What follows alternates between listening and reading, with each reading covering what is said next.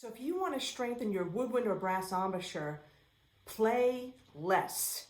Now, if you have no idea what I'm talking about, watch the rest of this video for a quick tip that will help you strengthen your embouchure and be able to play longer and longer.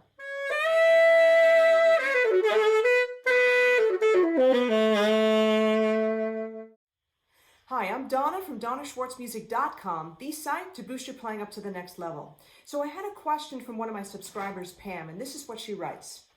Hey, thanks for the tip, Donna. I tried it out and discovered that my chin is wrinkle-free while I play, so that's good to know. She was referring to a video that I did on a saxophone embouchure tutorial about chin bunching. She said, my practice time, however, is still being limited by cheek exhaustion. Seems that my cheeks near my cheekbones are my weak link. Once they get sore, then my jaw wants to take up the slack and my sound quality goes down. Okay, so here's what I think is happening. A lot of people think that in order to build up your endurance, you need to keep playing more and more and more without taking the horn off your face. And that is the worst thing that you can do, because not only playing more will ruin your embouchure, but for some people, especially brass players, that could cause damage. You could research famous trumpet players like Freddie Hubbard for examples of absolute exhaustion when playing. So now I know this sounds counterintuitive, but if you play less, you will strengthen your embouchure more. What do I mean? Well, here's what you should not do.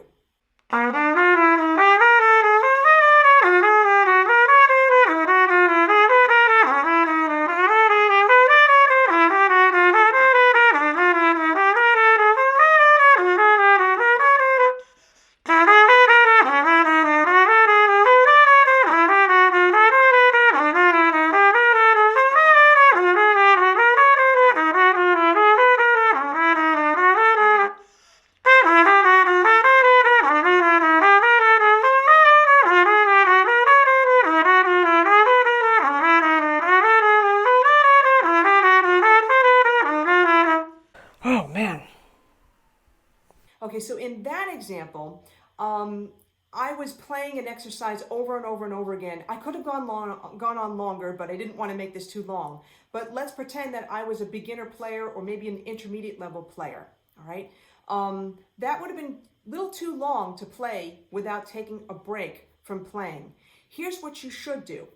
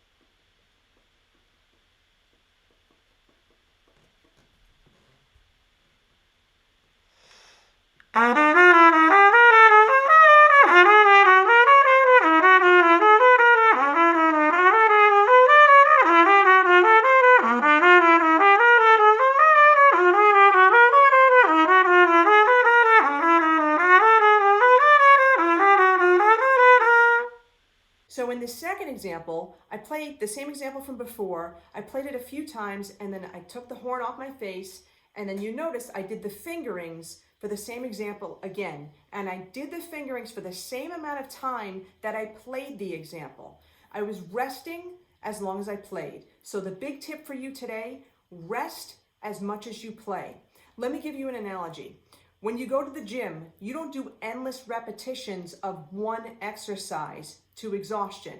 Now, maybe some folks do, but those are probably advanced bodybuilders. Generally speaking, general public, you don't do endless repetitions. Why? You're going to cause damage, okay? You're going to pull muscles, you're going to cause a lot of problems.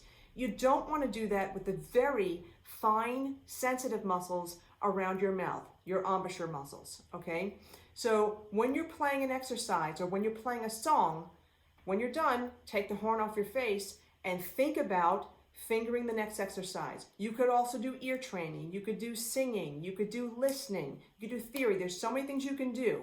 But one of the best tips that was shared with me was, once I'm done with an exercise, finger the problem spots that I had, or go on to the next exercise and finger that. Okay, so if you want to strengthen your embouchure, play less. And the way to do that is to rest as much as you play.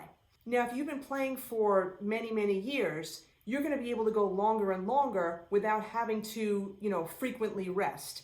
But the only way to get to that point is to rest as much as you play as you're developing your embouchure. All right, so if you like this quick tip, then definitely do me a favor, tap that bell, subscribe to my channel, and check out my website, donnaschwartzmusic.com, for more helpful tips to help you boost your playing.